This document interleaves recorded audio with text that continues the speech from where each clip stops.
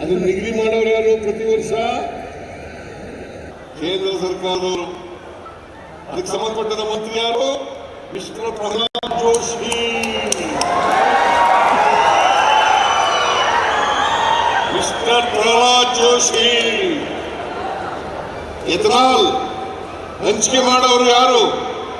ಕೇಂದ್ರ ಸರ್ಕಾರ. ಯಡಿಯೂರಪ್ಪನ ಮಗನಾಗಿ ಹೋಗಿದ್ದಂತೆ. ಮಾನ ಮರ್ಯಾದೆ ಏನಾದ್ರು ಇದೆಯಾ ಅವರಿಗೆ? ಅಲ್ಲಿ ಹೋಗಿ ಎತ್ಕಟ್ಟಕ್ಕೆ ಹೋದ್ರು. ಏನು ಅಲ್ಲೇ ರಾತ್ರಿ ಎಲ್ಲ ಮಲಗಿದ್ರು. ರಾತ್ರಿ ಎಲ್ಲ ಮಲಗಿ ಅಲ್ಲೇ ಹುಟ್ಟುಹಬ್ಬ ಆಚರಣೆ ಮಾಡಿಕೊಂಡು ಇಂಥ ನಾಟಕ, ರಾಜಕೀಯ ನಾಟಕ. ನರೇಂದ್ರ ಮೋದಿ ಅವರ ಮನೆ,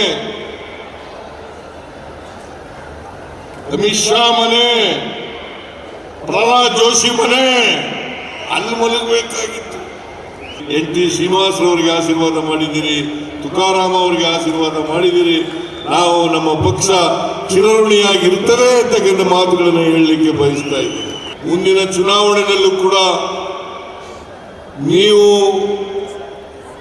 ನಮ್ಮ ಪಕ್ಷಕ್ಕೆ ಆಶೀರ್ವಾದ ಮಾಡ್ತೀರಿ ಅಂತಕ್ಕಂಥ ನಂಬಿಕೆ ಇದೆ. ಮಾಡ್ತೀರಿ ಅಂದ್ರೆ ಮೊನ್ನೆ ಈಗ ಒಂದು ವಾರದಿಂದ ವಿಜೇಂದ್ರ ಹೋಗಿ ರೈತರು, ಕಬ್ಬು ಬೆಳೆಗಾರರು ಅವರು ಬೆಲೆ ಜಾಸ್ತಿ ಕೊಡಿ ಅಂತ ಹೇಳಿದ್ರಿ, ಚಳವಳಿ ಮಾಡ್ತಾ ಇದ್ರು. FRP ನಿಗದಿ ಮಾಡೋರು ಯಾರಪ್ಪ?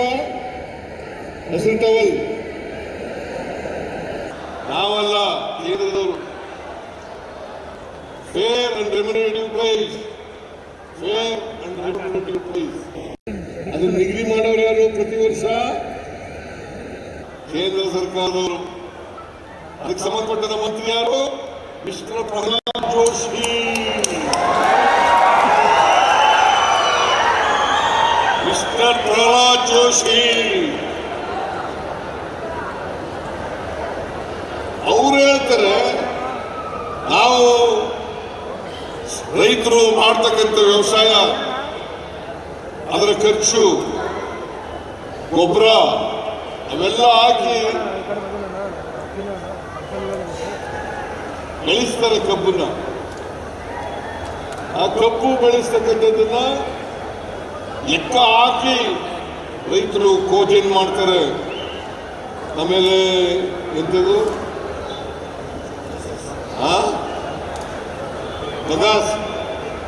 ಬಗಾಸ್, ಮೊಲಾಸಿಸ್, ಆಮೇಲೆ ಈ MSP ನಿಗದಿ ಮಾಡೋರು ಯಾರ್ರೀ? ಕೇಂದ್ರ ಸರ್ಕಾರ. FRP ನಿಗದಿ ಮಾಡೋದು ಕೇಂದ್ರ ಸರ್ಕಾರ. ಎಥನಾಲ್ ಹಂಚಿಕೆ ಮಾಡೋರು ಯಾರು? ಕೇಂದ್ರ ಸರ್ಕಾರ. ಈ ವಿಜೇಂದ್ರ ಯಡಿಯೂರಪ್ಪನ ಮಗನಾಗಿ ಹೊರಟೋಗ್ಬಿಟ್ಟಿದ್ದಂತೆ, ಅಧ್ಯಕ್ಷರಾಗಿ ಹೋಗಿದ್ದಂತೆ.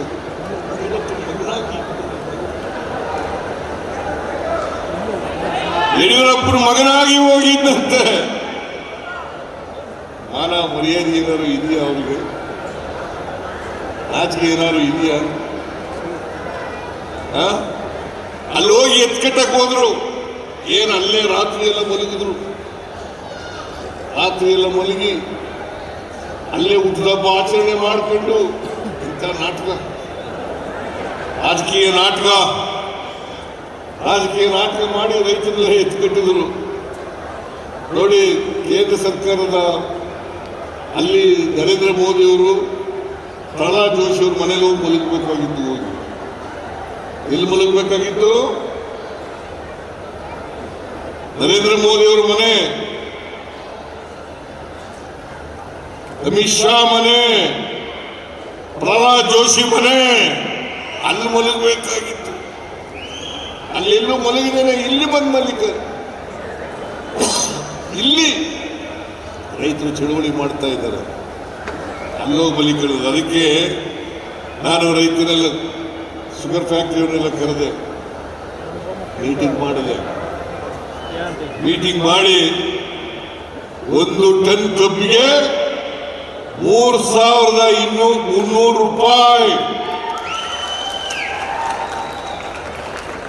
3,300 ರೂಪಾಯಿ ನಾನು DC ಕೈಲಿ ಹೇಳಿ ಕಳಿಸಿದ್ದೆ. ಬೆಳಗಾವಿ DC ಕೈಲಿ 3,200.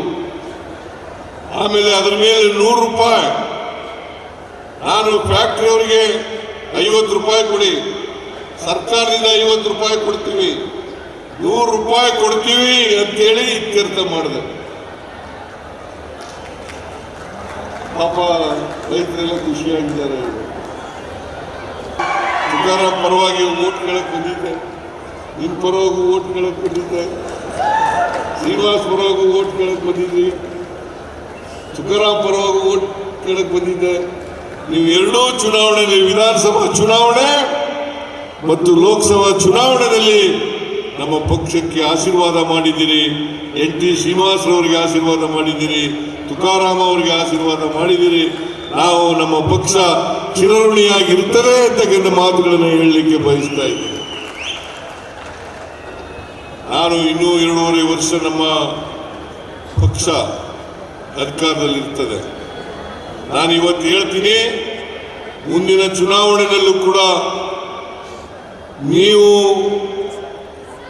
ನಮ್ಮ ಪಕ್ಷಕ್ಕೆ ಆಶೀರ್ವಾದ ಮಾಡ್ತೀರಿ ಅಂತಕ್ಕಂಥ ನಂಬಿಕೆ ಇದೆ. ಮಾಡ್ತೀರಿ ಅಂದ್ರೆ ಶ್ರೀನಿವಾಸ್ ಗೆಲ್ಲಿಸ್ತೀರಿ ಅಲ್ವಾ, ತುಕಾರಾಮ್ ಗೆಲ್ಲಿಸ್ತೀರಿ ಅಲ್ವಾ?